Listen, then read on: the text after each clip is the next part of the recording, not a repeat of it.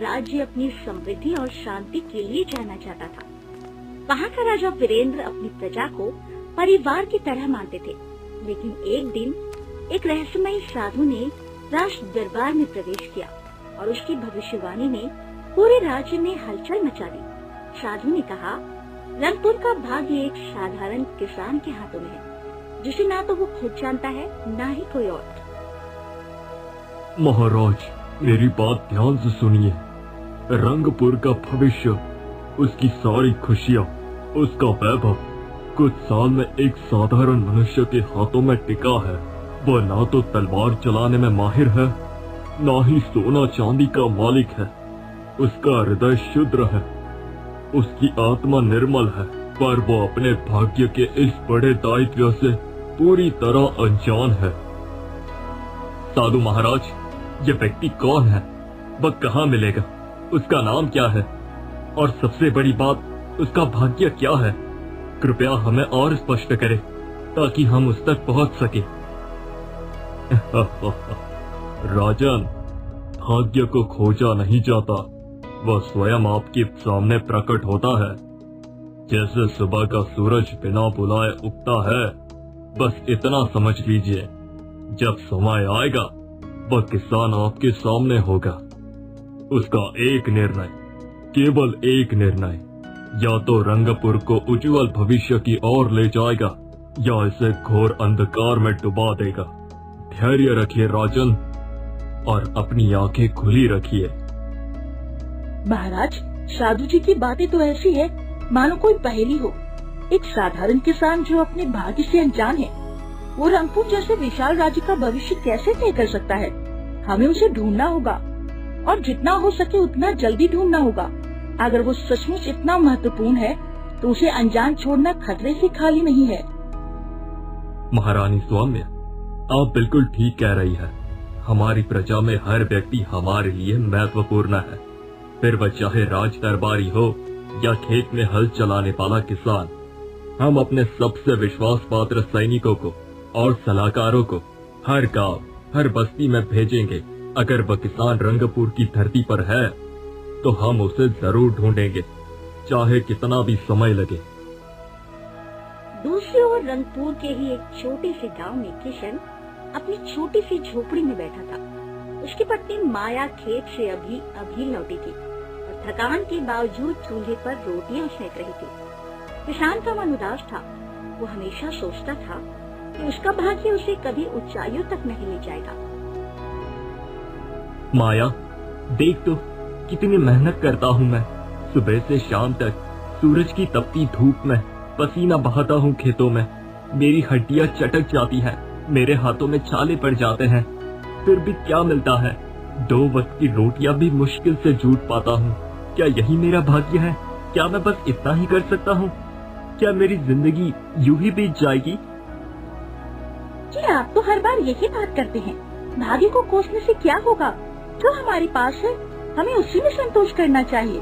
हमारा छोटा सा घर है, खेत है, और हम एक दूसरे के साथ है। क्या ये कम है?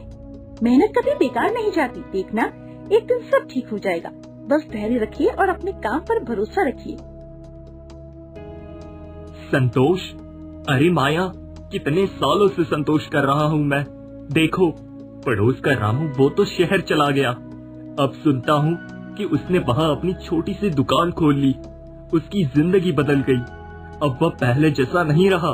मैं क्यों पीछे रहूं? फिर मैं भी शहर जाऊंगा, कुछ बड़ा करूंगा, कुछ ऐसा जो लोग याद रखे। मैं भी अपनी किस्मत चमकाऊंगा। शहर? अरे शहर में आप क्या करेंगे?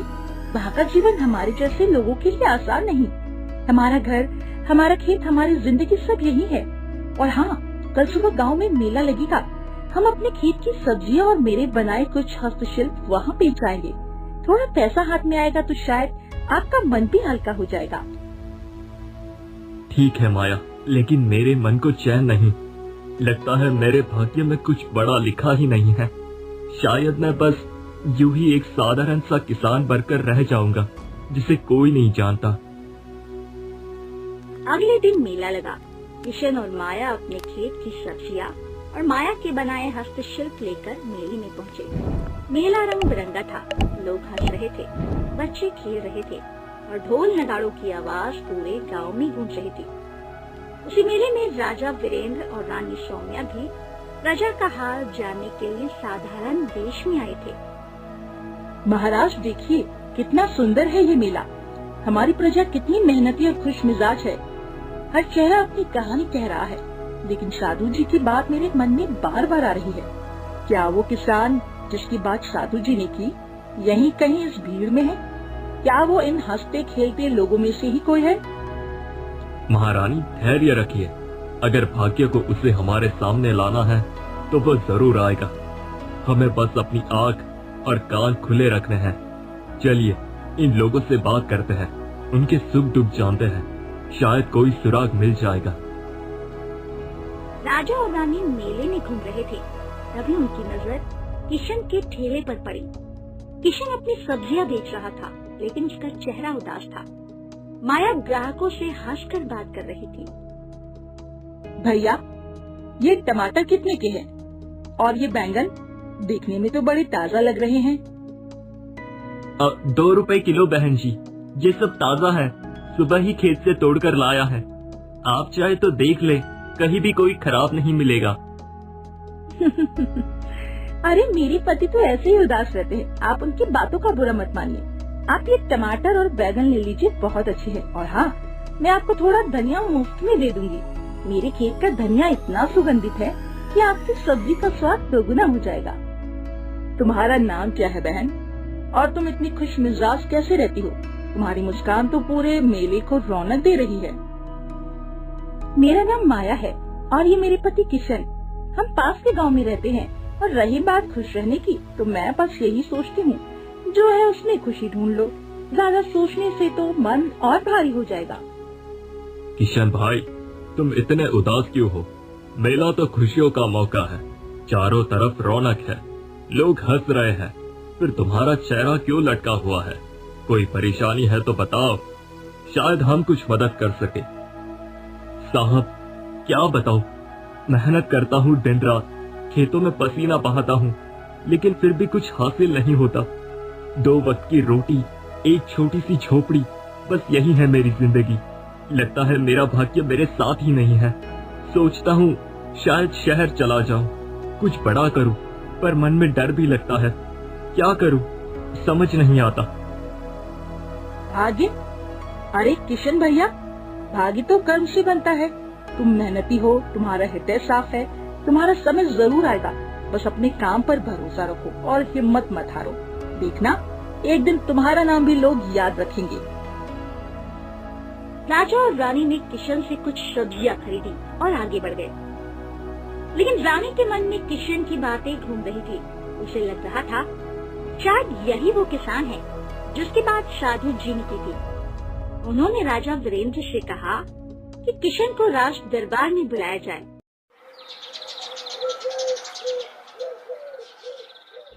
अगले दिन राजा के सैनिक किशन के घर पहुँचे और उसे राज दरबार में बुलाया।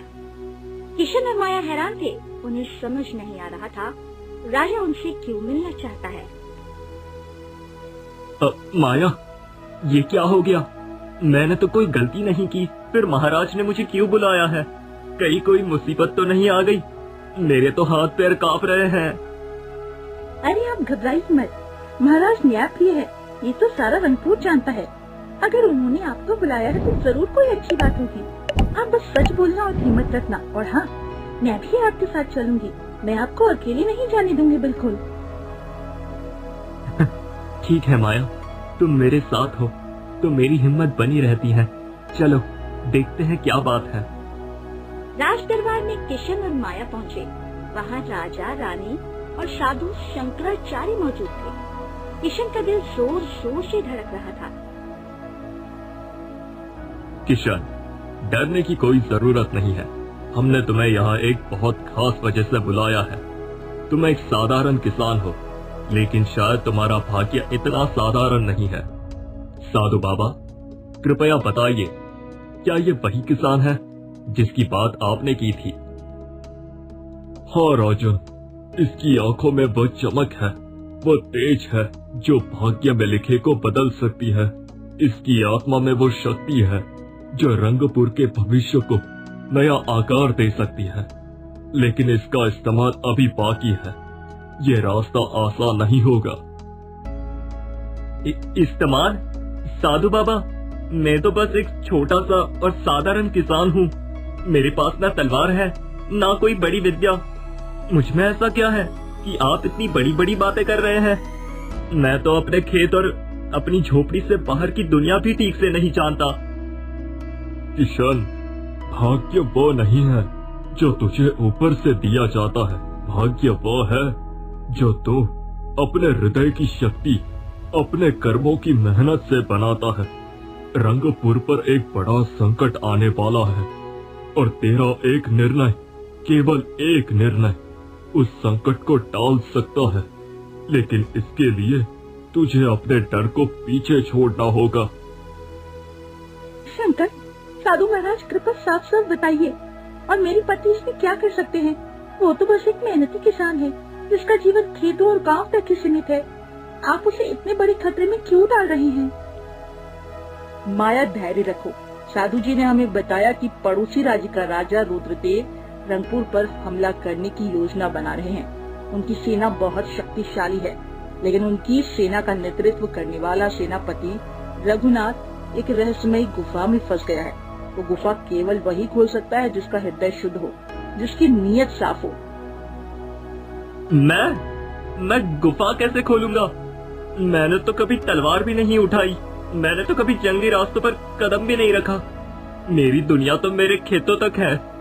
मैं इस बड़े काम के लिए कैसे तैयार हो सकता हूँ? तलवार की जरूरत नहीं है किशन।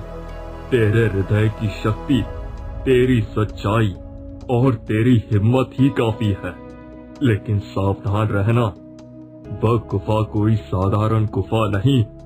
उसमें कई पहेलियां हैं, कई जाल है। अगर तू एक भी गलत कदम उठाता है तो न केवल तू बल्कि पूरा रंगपुर खतरे में पड़ सकता है। किशन, हम तुम पर भरोसा करते हैं। तुम्हारी आंखों में वो सच्चाई है जो इस राज्य को बचा सकती है। क्या तुम ये जिम्मेदारी लेने को तैयार हो? मैं जानता हूँ ये आसान नहीं है, लेकिन तुम अकेले नहीं हो। हम सब तुम्हारे साथ हैं। महाराज, मैं नहीं जानता कि मुझ में इतनी हिम्मत है या नहीं। मैं तो बस एक साधारण आदमी हूँ। मेरे पास ना कोई बड़ा हुनर है, ना कोई ताकत। अगर मैं नाकाम रहा तो क्या होगा? मैं अपने गांव, अपनी माया को कैसे मुंह दिखाऊंगा? जी, आप हमेशा कहते हैं आपका भाग्य कुछ बड़ा करने का नहीं। अब मौका है, ये मौका आपको अपने आप को साबित करने का है। अपने भाग्य को खुद लिखिए। मैं भी तो आपके साथ हूँ। हर कदम पर आपको अकेली नहीं जाने दूंगी। हाँ, ठीक है माया, तुम्हारी बातों ने मेरे मन में हिम्मत जगाई है। महाराज, मैं कोशिश करूंगा, लेकिन मुझे नहीं पता कि मैं सफल हो पाऊंगा या नहीं। किशन, माया और साधु शंकराचार्य उस रहस्यमयी गुफा की ओर रवाना हुए। गुफा रंगपुर की सीमा पर एक घने जंगल में थी। वहाँ का रास्ता कठिन था और गुफा का प्रवेश द्वार एक विशाल चट्टान से बंद था। साधु ने बताया कि चट्टान केवल उसी के लिए खुलेगी जो 3 पहेलियों का जवाब दे सके। किशन, अब समय है तेरे हृदय और बुद्धि की परीक्षा का। पहली पहेली है, वो क्या है जो सबके पास है पर कोई उसे देख नहीं सकता। वो ना तो छुआ जा सकता है, ना ही पकड़ा जा सकता है, पर वो हर पल तेरे साथ है। ये तो समय है। हाँ, समय। हर किसी के पास समय है। हर पल हमारे साथ है, लेकिन उसे कोई नहीं देख सकता, ना छू सकता है, और हम अक्सर इसे भूल जाते हैं, इसकी कीमत नहीं समझते। सही जवाब किशन, तेरी बुद्धि तेज है। अब दूसरी पहेली, वो क्या है जो जितना बांटो उतना बढ़ता है। वह ना तो सोना है, ना ही चांदी, लेकिन उसकी कीमत अनमोल है। मैं जानती हूँ ये प्रेम है। प्रेम को जितना बांटो वो उतना बढ़ता है। वो ना तो सोने चांदी से खरीदा जा सकता है, लेकिन उसकी कीमत हर चीज से ज्यादा है। जब मैं अपने गांव में किसी की मदद करती हूँ ना, तो मेरा मन और प्रेम से भर जाता है। बहुत अच्छे माया, तुम्हारा हृदय उतना ही निर्मल है जितनी तुम्हारी बुद्धि। अब तीसरी और आखिरी पहेली, वो क्या है जो तुझे हर कदम पर साथ देता है, पर तू उसे कभी धन्यवाद नहीं देता। वो तेरे जीवन का आधार है, फिर भी तू उसे अनदेखा करता है। ये तो मेरी सास है। हाँ, मेरी सास। ये हर पल हर कदम पर मेरे साथ है। अगर ये रुक जाए तो मेरा जीवन रुक जाएगा, लेकिन मैंने कभी इसका शुक्रिया नहीं किया। मैंने तो इसे कभी सोचा भी नहीं था। जैसे ही किशन ने तीसरा जवाब दिया, चट्टान हिलने लगी और गुफा का द्वार खुल गया। साधु ने किशन को अंदर जाने को कहा, लेकिन माया ने भी साथ चलने की जिद की। माया, गुफा में खतरा है। ये रास्ता किशन के लिए बनाया गया है, उसे अकेले जाना होगा। नहीं बाबा, किशन मेरे पति हैं। मैं उन्हें अकेले नहीं छोड़ूंगी। अगर खतरा है तो हम दोनों मिलकर उसका सामना करेंगे। मैंने किशन से वादा किया था, मैं हर कदम पर उसके साथ रहूंगी। माया, तुम मेरी ताकत हो। अगर तुम मेरे साथ हो तो मुझे कोई डर नहीं। चलो, हम दोनों साथ चलते हैं। साधु महाराज, हमें आशीर्वाद दीजिए। गुफा के अंदर अंधेरा था, लेकिन दीवारों पर चमकते हुए प्रतीक रास्ता दिखा रहे थे। किशन और माया ने कई जाल और पहेलियों को पार किया। रास्ते में एक नया दृश्य सामने आया, एक विशाल जलाशय जिनके बीच में एक छोटा सा द्वीप था। द्वीप पर एक प्राचीन मूर्ति थी, जिसके हाथ में एक चमकता हुआ रत्न था। साधु ने बताया, वो रत्न गुफा के रहस्य को खोलने की कुंजी है। माया, ये पानी कितना गहरा है, कुछ पता नहीं। और देखो, वहां तक पहुंचने का कोई रास्ता भी नहीं दिखता। अगर हम तैरने की कोशिश करेंगे और कुछ गलत हुआ तो क्या होगा? मैं तो तैरना भी नहीं ठीक से जानता। अजी, आप घबराओ मत। देखिए, इस गुफा में हर एक चीज पहेली है। शायद ये जलाशय भी कोई पहेली हो।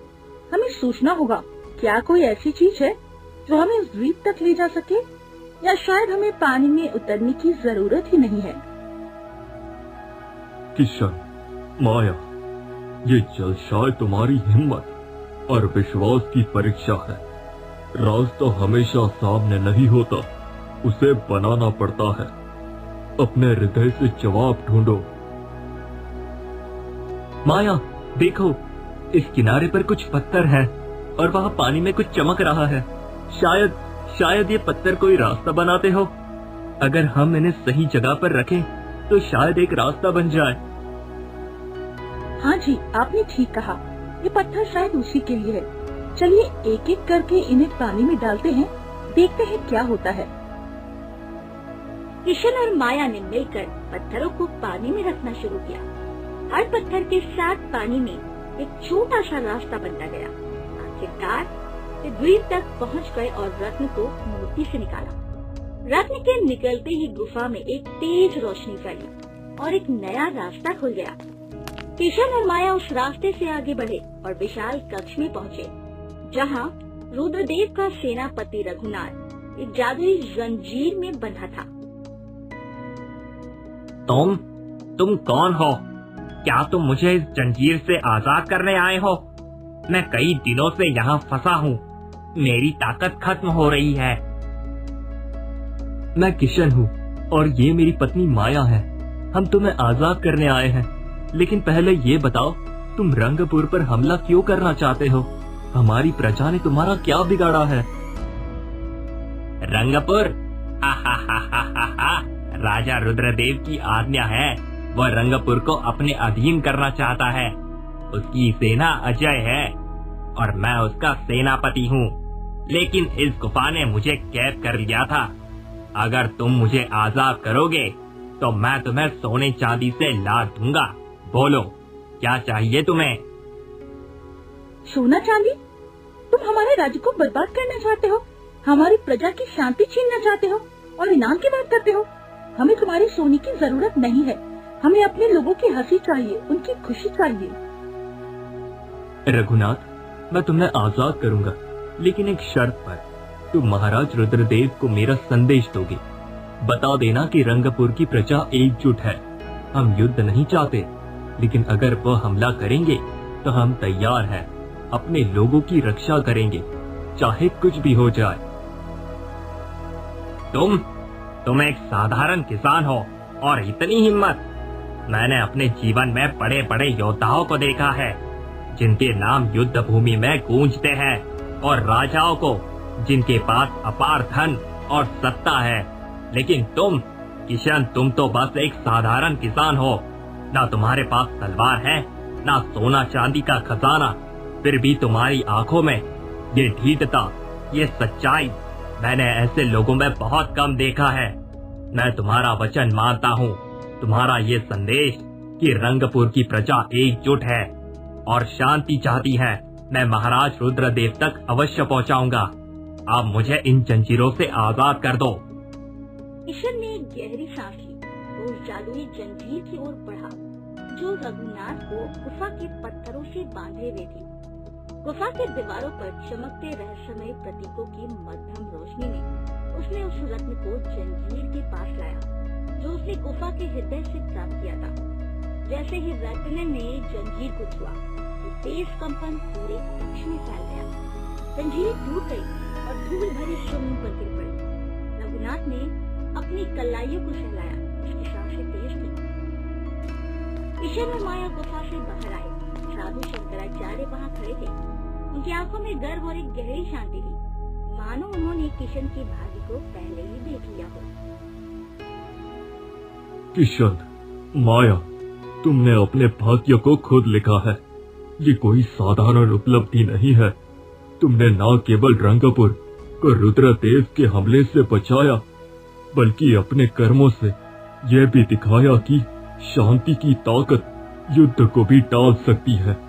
तुमने अपनी बुद्धि, हिम्मत और हृदय की सच्चाई से उस गुफा की हर पहेलियों को सुलझाया है, हर खतरे को पार किया है। तुमने साबित कर दिया कि साधारण लोग, जिन्हें दुनिया छोटी समझती है, असाधारण काम कर सकते हैं।